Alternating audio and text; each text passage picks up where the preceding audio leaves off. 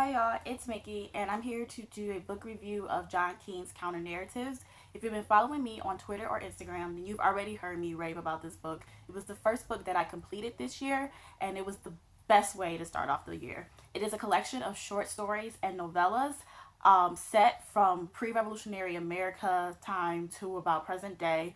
And they, as the title of the book would suggest, it basically is a counter narrative, an alternative narrative to the main one, which features prominently white people, told from the viewpoint of people of color. And it is absolutely amazing. I picked this book up last year, actually, after I saw it on the Reading in Color hashtag that was created on Twitter by Lisa Lucas, who is a publisher and an editor for Guernica magazine. There's a lot of major themes that the piece focuses on. One big theme is the concept of resistance. As I said, the piece, a lot of the stories are set in pre-Civil War Americas, both North America, but also Central America and South America and so forth. So there are a lot of characters who are enslaved in about three or four of the stories. There's been a lot of talk going on lately, a lot of debate since Birth of a Nation was picked up by Sundance. And there's also a TV series coming out called Underground featuring Journey Smollett that's about slavery. And with a lot of people, a lot of think pieces going on both sides, with some people saying that they are sick of stories about slavery. They're sick of having to see black people in that role and hear that story, and other people saying that these stories are important and we need to hear more of them.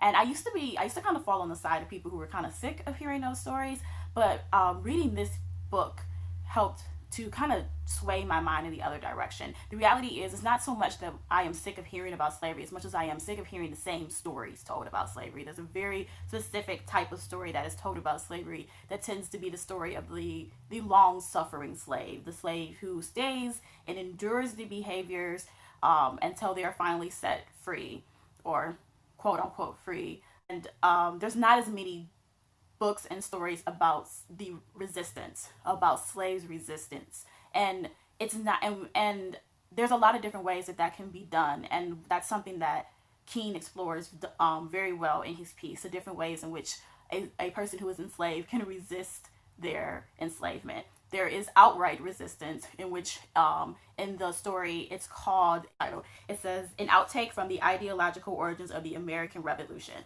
In this short story, it is the slave runs away. He runs away. He refuses to be a slave. When he is asked to work, he refuses to work. He goes off and he drinks and he starts fights. And he is just a person who refuses to be in this role. And that is his form of resistance.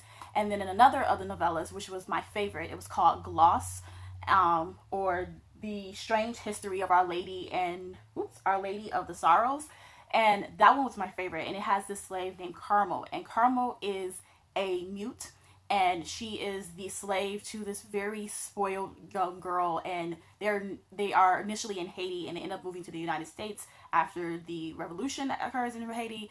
And she actually is constantly convicted by her choice to stay a slave and to move to the States with this girl.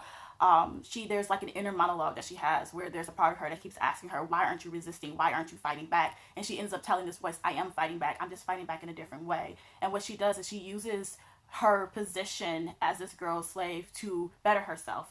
This girl gets sent to a convent, and as part of the convent, the girl has to learn how to read and write and study the Bible and so on and so forth. And Carmel ends up taking advantage of that and also learning how to read and write and better herself in that way. And she basically resists by learning how to communicate better, which is really great coming from a character who can't speak.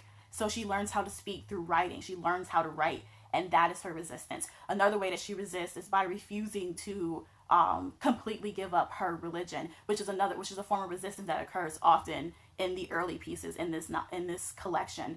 There are a lot of slaves who are holding on to their African spirituality and are not letting go of it and taking on Christianity. And it's done beautifully, and sometimes there's some really great kind of supernatural occurrences that happen because of this. But it's just again, like this way of, how do you resist being enslaved? How do you keep yourself from being beaten down by this sort of condition? And I think that he did a really great job of displaying that.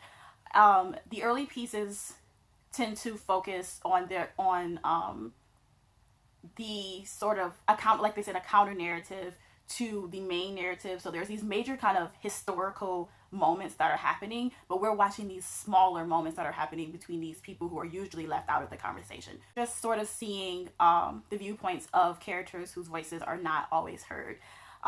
In the next later half of the piece, we see a lot of stories from the viewpoints of historical figures. He kind of imagines these sort of meetings or relationships between different people who actually existed. And there's this idea in these stories of the difference between how you view yourself and how other people view you. Like there's a lot of like voyeurism that happens in the piece. There's literally a piece where, and it's structured really well on the page, where it's 2 columns, and on one side of the page you're seeing gosh, I can't remember his name, Grant Santayana, observe W.E.B. Du Bois, and then W.E.B. Du Bois observe him as they're passing each other in the, like, on the grounds of Harvard.